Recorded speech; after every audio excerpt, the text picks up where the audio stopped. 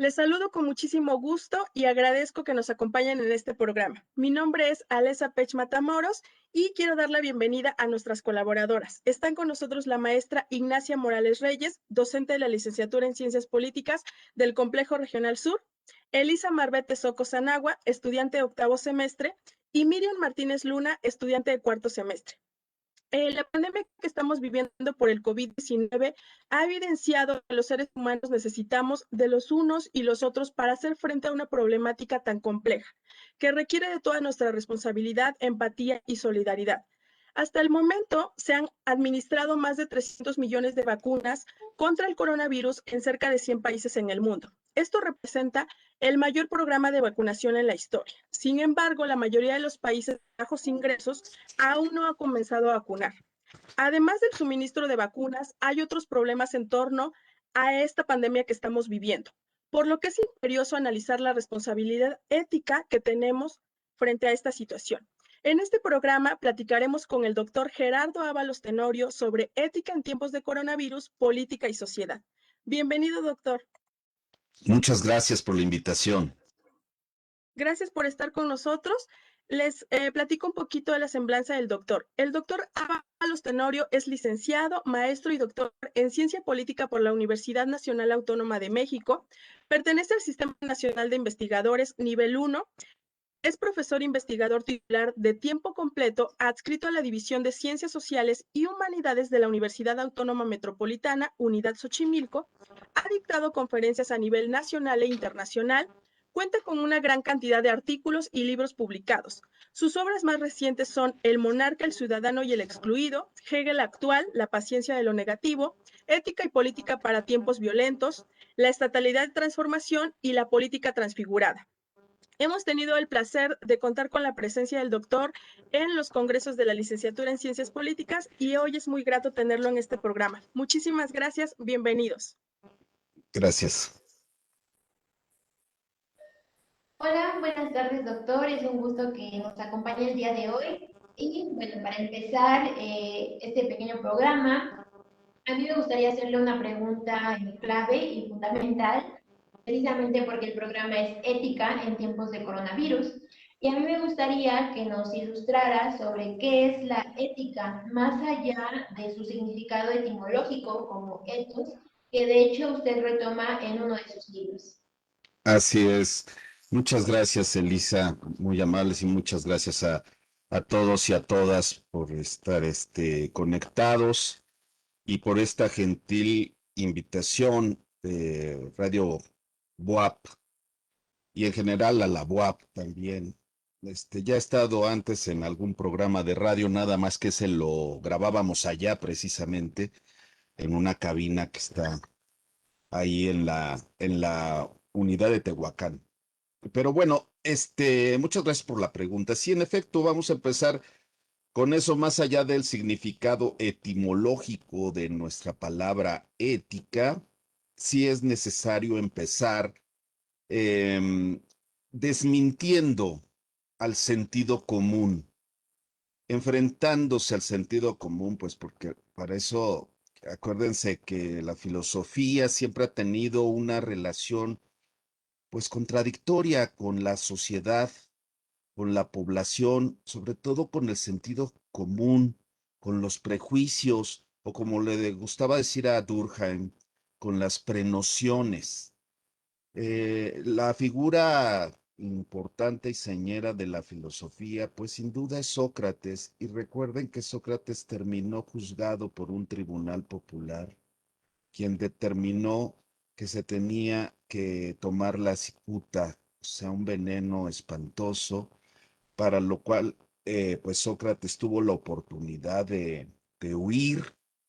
Sí, tenía amigos que le podían facilitar un salvoconducto y los medios logísticos para huir de la sentencia, pero él prefirió cumplir la sentencia y tomó la cicuta porque así había sido decidido por un tribunal popular. ¿Por qué lo acusaban a ese filósofo, al gran filósofo? Pues lo acusaban de corromper a la juventud y de impiedad, o sea, de no creer en los dioses de la polis. ¿Y por qué lo acusaban de corromper a la juventud? Pues porque él iba al ágora, a la calle, y preguntaba, solo preguntaba. Y cuando le contestaban, también preguntaba. Y seguía preguntando. Y eso terminaba en un cortocircuito para sus interlocutores. Eran jóvenes los que mejor podían aprender, porque los jóvenes, decía Sócrates, son mucho más perspicaces, tienen mayor energía para responder y no conformarse. Y entonces seguía este diálogo de enseñanza-aprendizaje, pero perdón, pues Sócrates no enseñaba nada en el sentido de que hoy enseñamos, transmitimos el saber. No, simplemente digamos que enseñaba a pensar, y a cada quien enseñaba a pensar por sí mismo y argumentar. Ese era su medio, y por eso corrompía a la juventud según los prejuicios de la época. Y la filosofía siempre ha estado en una posición muy incómoda respecto de la sociedad. De hecho, el buen filósofo nunca es bien visto por la sociedad, porque dice las verdades, porque pregunta, porque interroga, porque cuestiona. Y el filósofo tampoco le cae muy bien a los políticos. De hecho, no le sirve mucho a los políticos un filósofo, ¿verdad? Le sirven periodistas vendidos, les sirven comunicadores que quieren, están a gusto con el poderoso, ya sea el poder económico o el poder político, pero el filósofo no, porque se supone que ya se ha desprendido del mundo terrenal el filósofo y habita sobre todo el mundo de las ideas. Entonces sí, de pronto la posición de alguien que se dedica a la filosofía o a la teoría o siquiera a la enseñanza resulta ser un poco incómoda para los oyentes. O sea, ahorita podríamos así reproducir la posición de algún programa de radio comercial, ¿no? De la W o de Marta de Baile o de Mariano y hablar cosas muy bonitas y de la necesidad que tenemos de hacer empatía con el otro, porque la ética nos evoca una palabra mágica, ¿no? Nos evoca bondad, gentileza, generosidad, este, nos evoca todo, pero pues yo aquí les vengo a que el sentido común de la ética, en el que se confunde con moral y la moral con cristianismo, cristianismo con religión católica, el catolicismo con los 10 mandamientos y con el primera comunión, ¿no? La doctrina, porque ya voy a hacer mi primera comunión, ¿no? Pero pues bien sabemos que esas son posiciones bien hipócritas. Y la ética tiene que ver con la hipocresía. La ética es el discurso que la sociedad usa para encubrir su hipocresía, para encubrir sus miserias, para encubrir su maldad real. Entonces hay cursos de ética, pero eso no ha impedido el robo del erario por parte de los funcionarios públicos. Hay cursos de ética desde la secundaria, pero eso no ha impedido que haya cada vez más y más y más secuestros, desapariciones, asesinatos, cada vez más sicarios entre los jóvenes que supuestamente tomaron cursos de ética en la primaria y en la secundaria. Entonces, ¿qué está pasando en realidad? Hoy la ética se usa para encubrir y entonces también se usa para manipular usando la culpa de los demás. Si yo me invisto con cursos de ética, yo adquiero una especie de patente de corso para decirles a los demás qué es lo que deben hacer y cómo deben actuar. Entonces, hay que tener mucho cuidado con la palabrita ética, que hoy es igual a moral, moral es igual a religión es igual a buen comportamiento con los demás, ¿no? Ser empáticos, hoy se dice así, ya desapareció la palabra solidario y decimos, hay que tener empatía para no decir, hay que ser bueno con el otro, muy bien, pero ¿qué significa ser bueno? Bueno, ética es filosofía, ¿no? Cuando te dicen, sería bueno estudiar ética, ¿no? A mí en las redes sociales de pronto me han dicho eso así, estudia ética. Y yo así, bueno, sí, lo primero que tiene que hacer alguien que te invita a hacer ética es cuestionar de dónde le proviene la autoridad para mandarte, invitarte a ti a ser bueno, ¿sí? Porque el cura ya sabemos que no es muy confiable.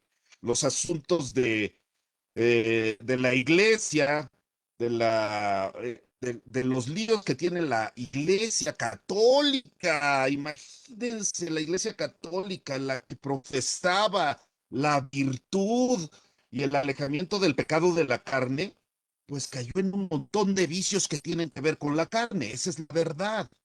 Y entonces, ¿de dónde van a tener la autoridad como para decirle a los demás, ama a Dios sobre todas las cosas, honra a tu padre, santifica las fiestas, no mientas, no robes, no mates? ¿De dónde le viene esa autoridad? Entonces, sí, ética es la parte de la filosofía que estudia la moral.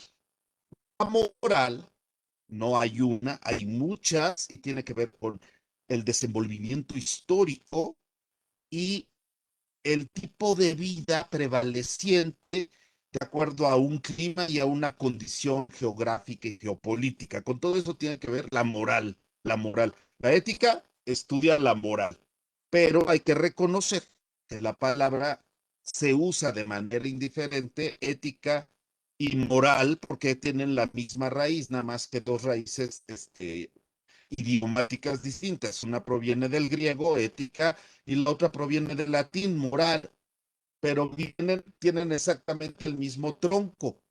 En realidad es eso. En realidad, bueno, yo escribo libros y artículos de ética, sobre ética, precisamente para ponerme en contra de todos los que quieren indicarle a los demás cómo deben comportarse, cómo deben pensar, qué deben hacer, qué deben evitar, porque me parece una miseria del presente que los comunicadores que tienen el monopolio de la opinión en radio, televisión y ahora en las redes sociales, aunque este espacio está más en disputa, ellos se arroguen para sí el derecho a decirles a los demás cómo vivir, ¿sí? Esto es lo que me ha llevado a estudiar ética. Entonces, cuidado porque soy súper crítico de la ética, ¿no? No soy así como que sean buenas muchachas, por favor, ¿no? Sean solidarias, empáticas y sororas. No, yo cuestiono eso. Ética es la parte de la filosofía que estudia la racionalidad de la moral y la ubica en su tiempo histórico y cultural para decir, para criticar cuál es la base de esa moral. Por lo tanto, pues como la base de la moral es la psique, hay una contradicción siempre, siempre, siempre en la ética, que es la contradicción que envuelve entre psique o nuestros impulsos, ajá, para el deseo, para cumplir o satisfacer el deseo, y el deber ser. Esto que Freud llamó el malestar en la cultura, ¿no? Ahí está el deseo con el deber ser. Esa contradicción encierra la ética. Creo que ya me eché el programa. No, yo creo que Ya. vas bastante bien y estamos escuchándote claramente y bueno, hay mucho que Sí. discutir sobre el tema. Fíjate que hablando con los alumnos hay tantas preguntas y sobre todo hay Ah, una que nos ha rondado mucho respecto a todos los comités de ética, precisamente hablando ujú, del tema que surgen en las instituciones. Tú sabes, en las instituciones hacen comités de ética, pero hay un cuestionamiento en cuanto al rol que están jugando estos comités porque hay una responsabilidad, ¿no? Entonces, desde tu punto de vista, cuál es pues ahora sí, esa responsabilidad ética que juegan estos comités en las instituciones y también si podemos hablar de ética en el gobierno, que yo creo que es bastante cuestionable. A ver, desde tu perspectiva, ¿qué es lo que nos quieres decir?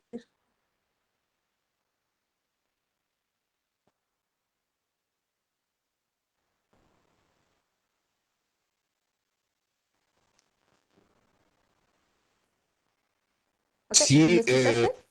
encubrir, Sí. yo relacionaría la palabra ética con hipocresía. Ujú. O sea, una contradicción. Los comités de ética que se basan en protocolos, sí, te escuché perfecto. Sí, tenemos un ligero relay, ¿no? Porque termino de hablar y como que, pero bueno, son las desventajas de la plataforma. Sí, escuché perfecto y la pregunta me parece muy acertada, Ignacia, muy puntual. Me da la oportunidad para decir que efectivamente cuando nosotros pensamos en la ética, dejemos al lado el sentido común que nos dice sean buenos y hagan el bien y vayámonos a fondo en lo que nos reporta la filosofía, el pensamiento. La ética y por tanto todo lo que envuelve la palabra y tiene que ver con los comités de ética, ¿no? Están relacionados con la hipocresía, ¿sí? Con la hipocresía. Esto es muy importante porque los comités de ética se basan en protocolos. Ujú. Esos protocolos tienen directrices que provienen de la Organización de las Naciones Unidas, que digamos que se encarga de cuidar a la humanidad en sus valores fundamentales que están inscritos en la Declaración de los Derechos Humanos, en la Declaración Universal de los Derechos Humanos, ¿no? Entonces, ¿quién va a atacar a los derechos humanos? Pues, ¿cómo crees? Al contrario, cada vez pedimos más derechos humanos que empiezan a negar la existencia del humano en sí mismo, ¿sí? Porque hay derechos de los niños, derechos de las mujeres, derechos de los negros, de los indios, de los ancianos, y se va perdiendo ese sujeto abstracto que es el que dio motivo de los derechos del hombre, del ciudadano en la época moderna, ¿no? Entonces también podríamos hacer una crítica de los derechos humanos, pero ahorita no es el caso. Lo que sí es verdad es que los comités de ética están hechos para encubrir la inmoralidad de lo que pretenden avalar. No sé si me explico. Cuando tú tienes un comité de ética, por ejemplo, y te avala que esos cosméticos no fueron probados en animales y que pasaron el protocolo, hay que desconfiar, porque ese comité está encubriendo la violación precisamente de los protocolos. ¿Cómo me atrevo a decir esto si no conozco a los comités de ética? Es la lógica del comité de ética, ¿sí? O sea, si la sociedad ya estuviera constituida de modo ético, de acuerdo a la época moderna, que abole la esclavitud, abole la servidumbre, abole esta idea de la inferioridad y la superioridad entre los seres humanos. Si así ya fuera, no necesitaríamos comités de ética. Simplemente lo tendríamos en la costumbre porque ética quiere decir costumbre, carácter y hábito. Eso quiere decir ética, costumbre. Si yo lo tengo acostumbrado, yo ya no tengo por qué tener un elemento coercitivo. La ética se niega cuando es coercitiva. A mí una vez me decían, está bien, no estás obligado a renunciar a una comisión. No voy a decir que, ¿no? Pero querían que renunciara a una comisión y yo decía, no, es mi derecho estar en esa comisión y yo reclamo mi derecho a estar en esa comisión, entonces no voy a renunciar. Y me decían, es que está bien, o sea, legalmente no estás obligado a renunciar, pero te pedimos que éticamente renuncies. Bueno, los que me pidieron lo que me pidieron eso, no tienen idea de lo que es la ética ni de la función que cumple en la sociedad, porque me estaban coercionando para que yo renunciara. Y la ética, si coerciona, ya no es ética. La ética, si coerciona, entra en una contradicción consigo mismo, ¿sí? Ética es costumbre.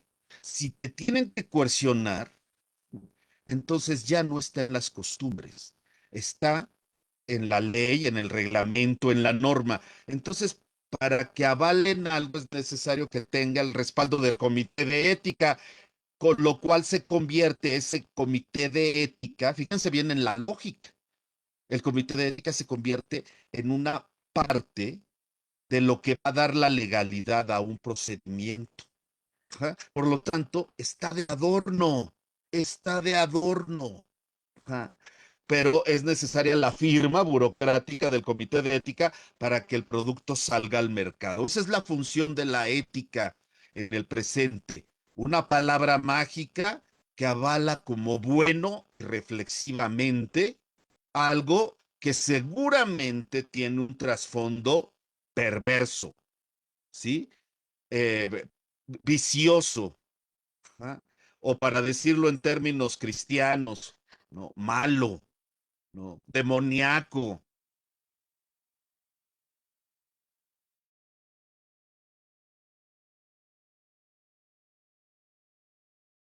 Ok, y bueno, ahí tenemos, tienes razón, como que rebota un poquito el sonido, pero Ay, desaparecimos del mapa. doctor Perdón, Gerardo, aquí estoy.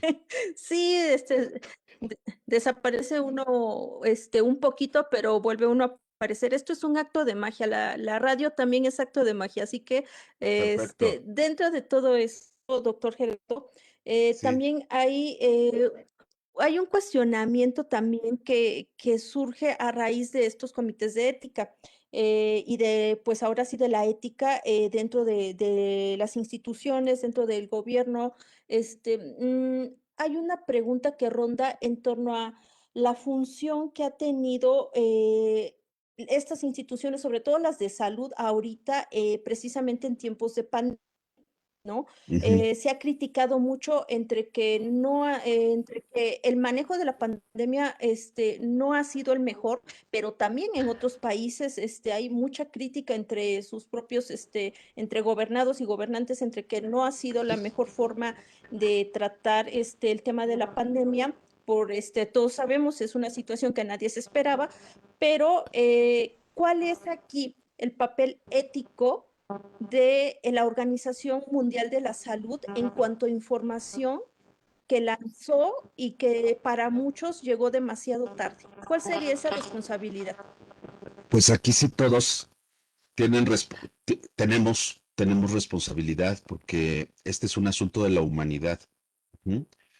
El COVID, el SARS-CoV-2 y la enfermedad que provoca la COVID-19, con sus variantes, que cada día o cada semana se agrega una más, en realidad reveló las miserias del presente, ¿sí? Eh, Cuando nos agarra desprevenidos algo es cuando reaccionamos tal y como somos. ¿No? O sea, no hay posibilidad de filtros. Cuando nos sacan la foto, ¿no? Típico, y nos etiquetan y nos agarraron descuidados. Bueno, pues así somos. Ya no dio tiempo de hacer el Photoshop, ya no dio tiempo de hacer el filtro, ya no dio tiempo de ponerse guapo o guapa. Y entonces así nos agarró la COVID-19 con, pues con las manos, con los dedos, en la puerta. Y sí reveló las miserias del presente, ¿no?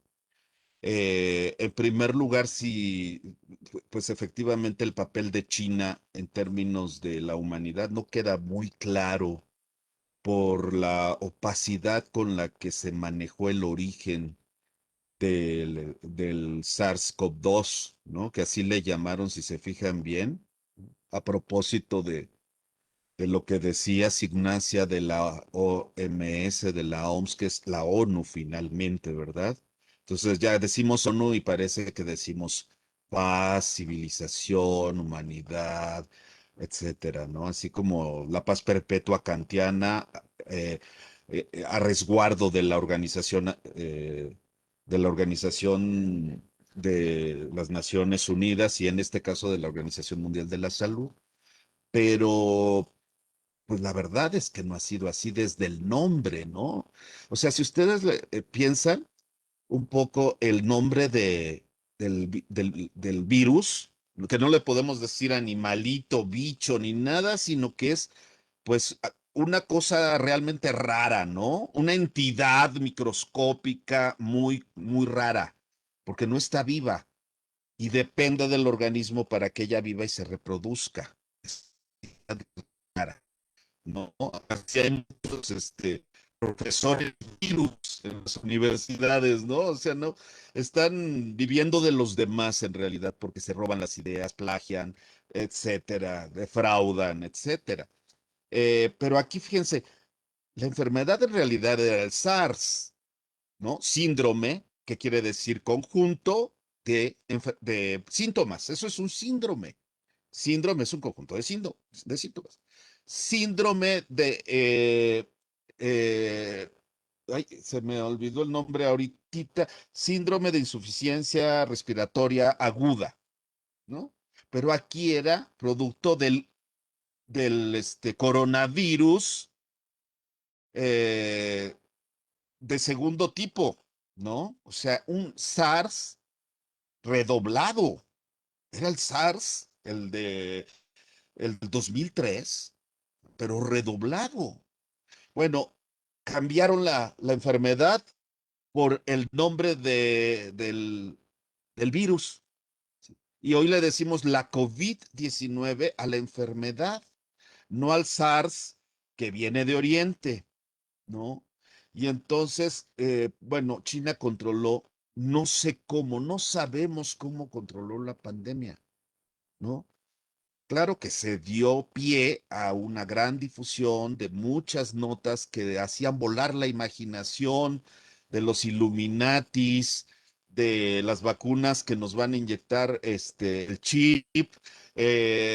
Bueno, ya saben ustedes toda la imaginación que se soltó con las teorías conspirativas, pero la verdad es que hoy en día no sabemos de dónde vino.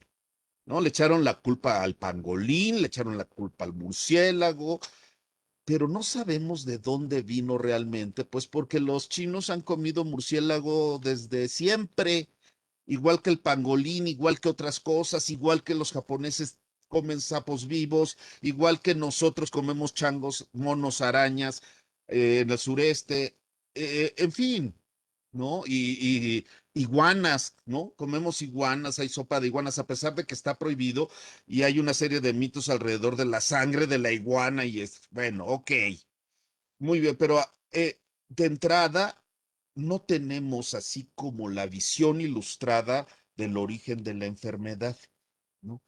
Y luego, pues en esas condiciones, la OMS tampoco tenía toda la información, o por lo menos no la hizo pública al respecto. Tampoco servía mucho si condenamos a China porque allí empezó la enfermedad. Pues en realidad es una pandemia que se ha tornado sumamente severa y agresiva y obviamente más en nuestros países que de por sí veníamos arrastrando violencia y enfermedad, las dos cosas, ¿no? Y eso sobre todo en América Latina. Entonces nos está pegando más fuerte que a España y a Italia, que fueron a los países en los que se ensañó primero la enfermedad y donde precisamente empezaron los debates sobre ética, cuando el triaje, ¿no? O sea, el diferenciar, separar, eso quiere decir trillar, ¿no? Trillar el grano, quiere decir separarlo, y aquí fue la primera llamada de atención a los filósofos, a la ética, para que dijeran, son dos respiradores y cinco enfermos, ¿a quién se los das primero? ¿No? Y ahí empiezan los dilemas éticos. ¿A quién se los damos? A otra decisión, las vacunas, en el caso de que sirvan, ¿a quién se las damos? ¿Mm? ¿A quién? Es una decisión ética que toman los gobiernos. Para eso llaman a los filósofos para que los filósofos den argumentos de fundamentación moral, ¿sí? Es decir, si yo decido vacunar primero a los ancianos, mayores de 60 años, ¿no? Y cubrir esa población. ¿Por qué? ¿Por qué? Acuérdense ahora del argumento del triaje. Yo tengo a un viejito de 70 años muriéndose. Y ahí está el respirador. Y a un joven de 20 muriéndose. ¿A quién le doy el respirador? Nada más tengo uno. Al joven. ¿Por qué? Porque el joven tiene más años de vida. El viejito ya vivió. Entonces, no son contradictorios los criterios de fundamentación moral que la ética toma para aconsejar a los gobiernos. Sí lo son. Por supuesto que lo son. ¿En qué quedamos? O matamos a los viejitos o los dejamos morir en paz. Al fin que en España ya se legalizó la eutanasia, ya no tarda en México al legalizarse la eutanasia también. Pues ya está legalizado el aborto en la Ciudad de México, entonces ya empieza a haber una especie de atmósfera de la validez de la muerte y por tanto de desacralización de la vida humana. Ya no es sagrada, ¿no? Y ya sabíamos que no era sagrada, ¿no? Pues ya tenemos muchos sexenios viviendo entre desapariciones, tumbas repletas, fosas clandestinas, sangre, asesinatos, secuestros, muertes. Ese ya es nuestro país, lamentablemente. Nada de México lindo y querido y el cuerno de la abundancia y ahora las cosas ya van a ser diferentes. No, vemos que nos estamos hundiendo en violencia y en miseria. Pero, pues, la verdad es que la palabra que salva a la ética de sus contradicciones, ¿no? Como vemos, pues hay estas contradicciones. ¿Por qué a los viejitos si no es la población que más se contagia? No es la población que más muere. Ahí están los datos. Es decir, la población que más muere es la clase trabajadora vulnerable, la que ya trabajó, pero todavía no está tan vieja como para morirse. Ya trabajó y está enferma. Ya trabajó, tiene 49 años, hasta los 60, de 49 a 60 años en México, entre las clases populares, entre las clases subordinadas son los que más mueren. ¿Por qué? Pues se contagian en el transporte público, porque no pueden quedarse en casa, porque tienen que salir a trabajar, porque no les importa traer el cubrebocas más viejo de la historia, todo mantecoso, no sé qué tenga más virus, si el ambiente o el cubrebocas. Esa es la clase trabajadora, a la que de acuerdo a un criterio ético más racional, se le tendría que aplicar primero la vacuna, después de la gente del sector salud, ¿sí? Pero la racionalidad te indica, no, pues los viejitos ya vivieron, hay que se aguanten, que los jóvenes, o más o menos jóvenes, que se están muriendo, sean los primeros en recibir la vacuna.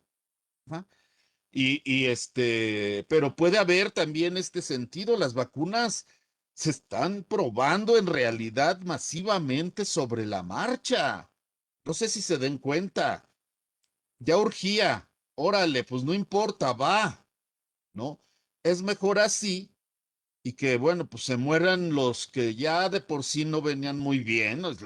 Le ponen la vacuna a los viejitos que tienen presión arterial alta, diabetes, y ahí se forman, van por su vacuna y se mueren al siguiente día por paro cardíaco, pero no tienen COVID. Eso sí, no les dio COVID, ¿no? Obviamente. Bueno, las vacunas se están probando en realidad. Todas, ninguna está plenamente comprobada, pero es hasta donde llega la ciencia y la tecnología para salvarnos de una enfermedad así, ¿no? Realmente, esto es así, la modernidad ahí está. ¿Cuál posmodernidad? ¿Cuál multiculturalismo? ¿Cuál medicinas alternativas? ¿Cuál eh, versiones conspirativas? No, es la ciencia y la tecnología, la modernidad.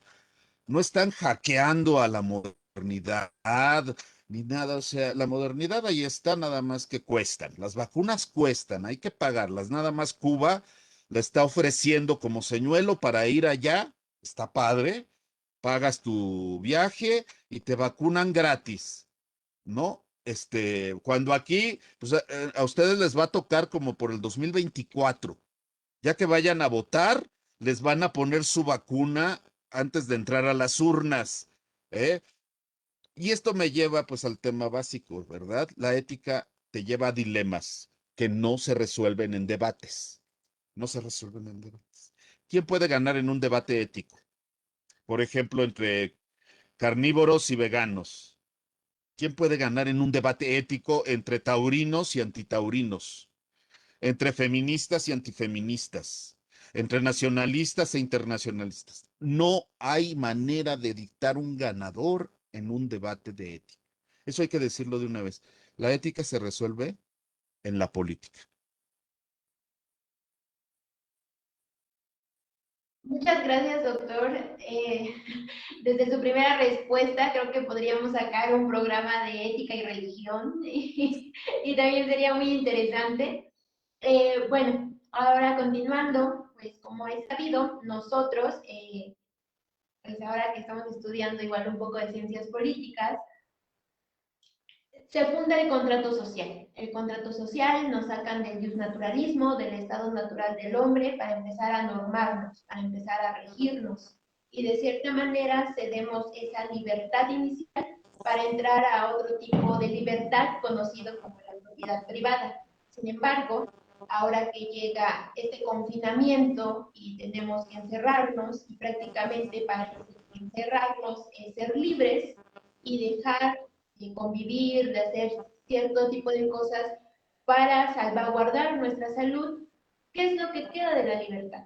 ¿Qué queda de esta libertad cuando en algunos países se han tomado medidas flexibles, como ha sido en México, que no se han cumplido, y en otros lugares han optado por un poco de medidas más restrictivas, con el fin de, pues, de salvar vidas?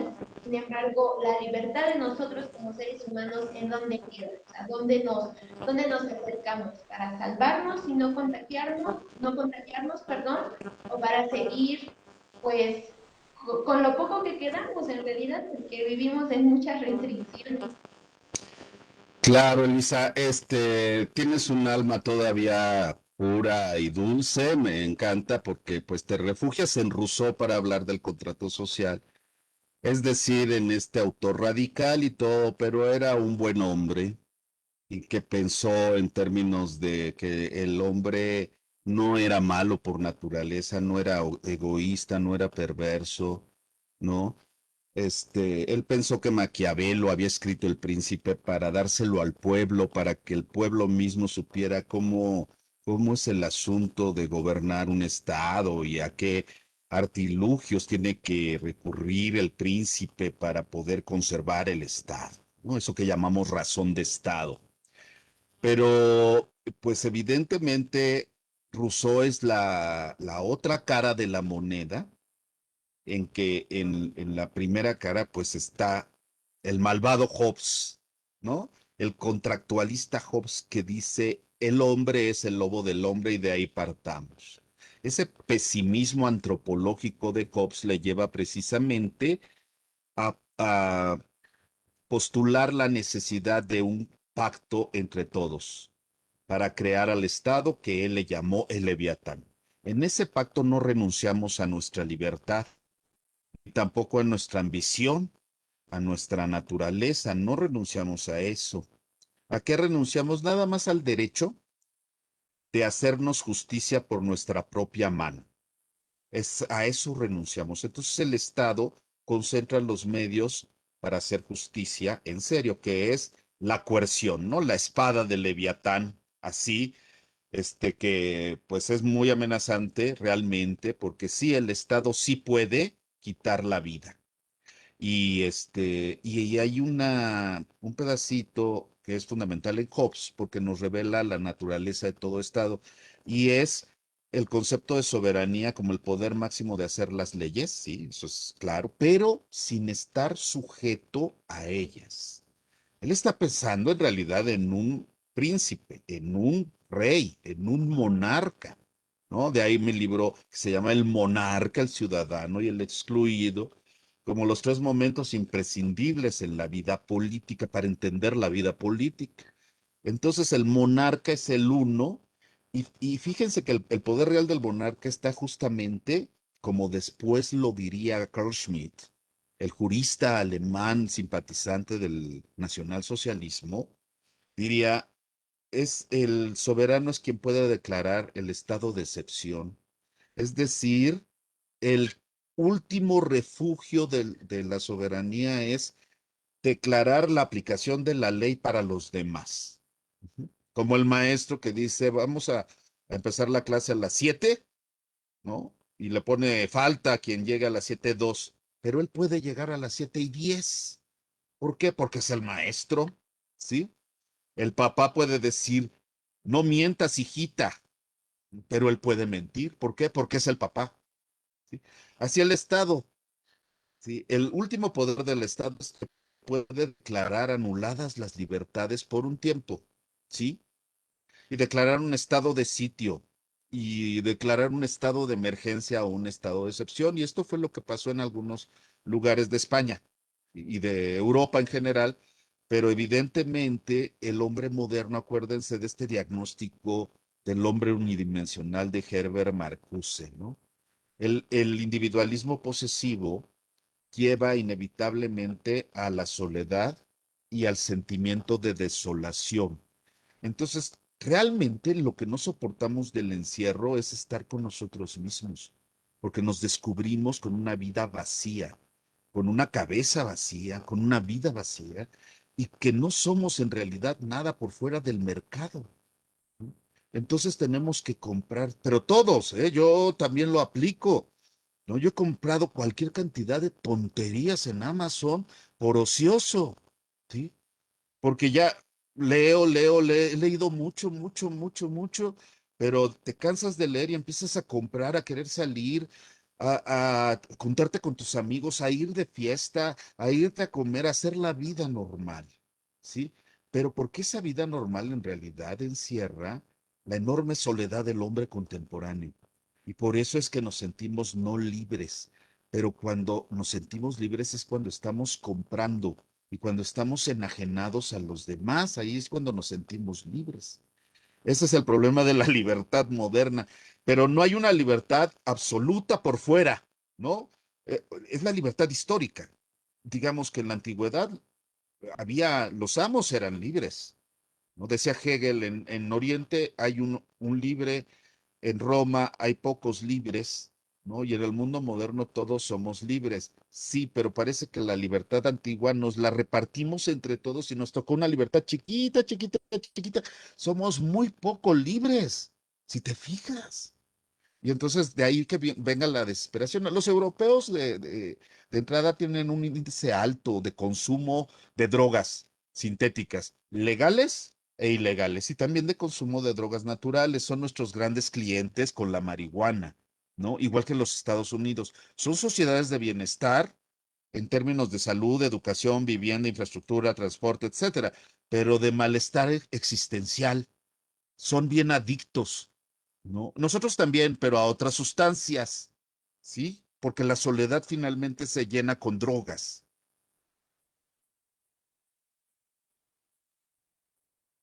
Claro, es muy interesante este dilema que existe entre quedarse y salvaguardar su vida o tener que salir y exponerse. Pero retomando otro tema, a mí me viene a la mente una frase de su libro Ética y Política en tiempos violentos, donde menciona que la filosofía debería ocupar un lugar central en todo el sistema educativo mexicano, pero no como la enseñanza de la vida de los filósofos y sus ideas, sino que un aprendizaje del pensar por sí mismo. ¿Cree usted que esto afecte post pandemia en el aprendizaje de estas nuevas generaciones para reivindicar su manera de pensar éticamente? Sí, es que si no es por la filosofía, si no es el recurso a la ética, ujú, pues sí tenemos muchos problemas como humanidad. La ética se convierte en conciencia colectiva en el sentido de conciencia moral, ¿no? La conciencia moral a partir de una reflexión. O sea, la ética nos jala las riendas y las orejas para llamarnos la atención acerca de lo que estamos haciendo mal. Y estamos haciendo muchas cosas mal como humanidad, ¿sí? Pero también como sociedades clasistas, articuladas por la dominación, la explotación y la sujeción, que no tienen muchos fines, bondadosos. Si nos fijamos bien, ¿cuál es el fin último de acumular dinero? Acumular papeles que tienen una señal de dinero es simplemente señal de poder.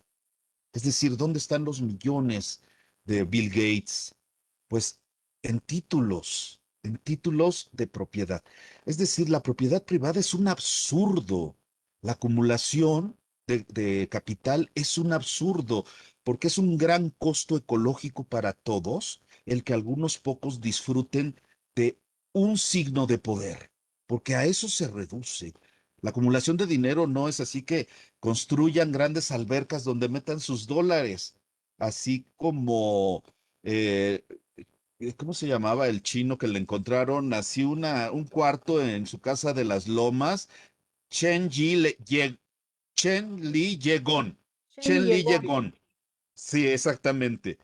Ya iba a decir Byung-Chul Han, porque lo he dicho mucho últimamente, pero no. No, es Ese, el filósofo. el filósofo, sí, el filósofo coreano avecindado en Alemania, que ahora resulta que está de moda cuando está repitiendo puras cosas que ya había dicho la escuela de Frankfurt. Pero bueno, eh, ¿a poco no se acuerdan así de la recámara del chino? Llena de dólares. Así creemos que están los millones de dólares de Bill Gates. No, no están así. Están en papeles, en certificados, en acciones, y eso es absurdo. No podemos estar financiando con sufrimiento humano y con naturaleza que pertenece a toda la humanidad. No podemos estar financiando las riquezas de Bill Gates y sus amigos, que finalmente son apenas unas cuantas familias a nivel mundial las que disfrutan todos los placeres que da la época. ¿Sí?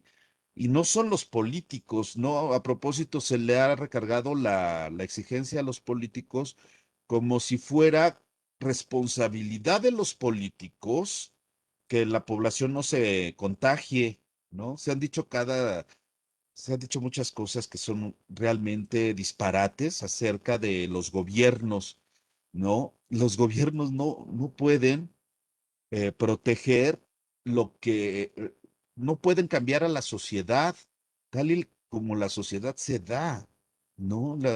Evidentemente, si tienes una población mal alimentada, mal nutrida, abandonada, sin sistema de salud pública, la verdad es que no teníamos ya sistema de salud pública, estaba destrozado. ¿Sí? Nos teníamos que atender hasta en el doctor Simi para una consulta rápida, porque el ISSSTE te la da hasta dentro de 15 días, o el Seguro Social. ¿Cuántas negligencias médicas no teníamos historia de décadas? Y ahora resulta que teníamos un supersistema con el PRI y con el PAN, hombre, ya estaba perfectamente bien cubierto. No es cierto, no es cierto. Floreció la medicina privada para pobres precisamente porque era un desastre, un verdadero desastre, la salud pública. Así como la educación pública es un desastre, que no te enseñan ya a comer, ¿no? Una alimentación sana, no la tienes, ¿no? No las tenemos. El dictado pues va a ser lo mismo que las cajetillas de cigarros, ¿no? Pues las vas a ver, dices, exceso de calorías, sí, no importa, ¿no? Porque es más barato y me llena. En fin, que hay muchos dilemas éticos en esta condición, pero yo pienso que sí vamos a aprender como humanidad. Eso sí, soy optimista en eso, pero eso no quiere decir que mañana ya seamos solidarios y tengamos empatía y entonces seamos todos buenos y nobles y dulces y va a salir una mejor humanidad de esta pandemia. No, no, no. Seguimos siendo humanos, demasiado humanos, como dijo uno de los filósofos más importantes y célebres de la modernidad.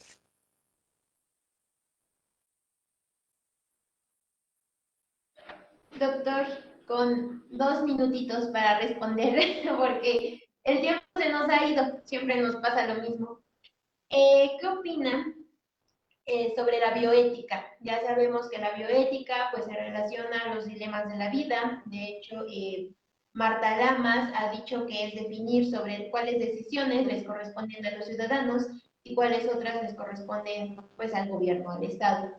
En este hecho, en México, no, en toda la República, ¿qué es lo que hace falta precisamente para abrir más caminos a cómo lo es la legalización del aborto, la legalización de la eutanasia o ahora que vuelve a estar en la mesa la legalización de la marihuana? Claro, porque bueno, la bioética es precisamente una aplicación de la ética a problemas donde está en juego la vida y las decisiones acerca de dilemas muy agudos que implican, por ejemplo, la eutanasia, el aborto, la renta de vientres, los trasplantes, la experimentación en humanos, los trasplantes, etcétera, ¿no? Hay unos debates muy curiosos, digamos, muy chistosos. Pero evidentemente, a nivel masivo, pues importa la legislación sobre el aborto, por ejemplo, que se ha considerado como una demanda progresista, ¿sí? Y así se adopta y el pañuelo verde lo tienen en Argentina, en España, en México, en todos lados, ¿no? El pañuelo verde como un símbolo de emancipación, pero si lo reflexionamos a fondo, pues implica así como unas decisiones muy tremendas, muy profundas, ¿no? También hay que considerar cómo se desacraliza la vida humana y cómo, eh, a menos que sea un resultado de la violación, pues la relación sexual es consentida, es libre, y de ahí proviene el embarazo, ¿no? De pronto hay científicos duros como Lascano que dice un montón de células no es un ser humano. Pero pues Lascano en eso realmente se equivoca porque son dos células humanas que habitan en el cuerpo y no llegaron ahí gratuitas como te llegan los bichos de unos tacos en la calle, ¿no? O de un chile en nogada echado a perder y te enfermas por un bicho, ¿no? No, llega ahí como resultado una relación sexual entre seres autónomos, libres e independientes. Entonces, sí hay que ver cómo operan poderes de manipulación en las demandas que tienen que ver con la bioética. Acuérdense que siempre, así, la palabrita ética implica hipocresía, ¿no? Es decir, aquí en la Ciudad de México el aborto es legal, ¿no? Eh, ¿Es una demanda liberal? Pues sí, es una demanda liberal que tienen los países más avanzados porque es un asunto donde se conjuga la libertad individual y el Estado. Lo que pasa es que el aborto pues corre a cargo del erario, ¿no?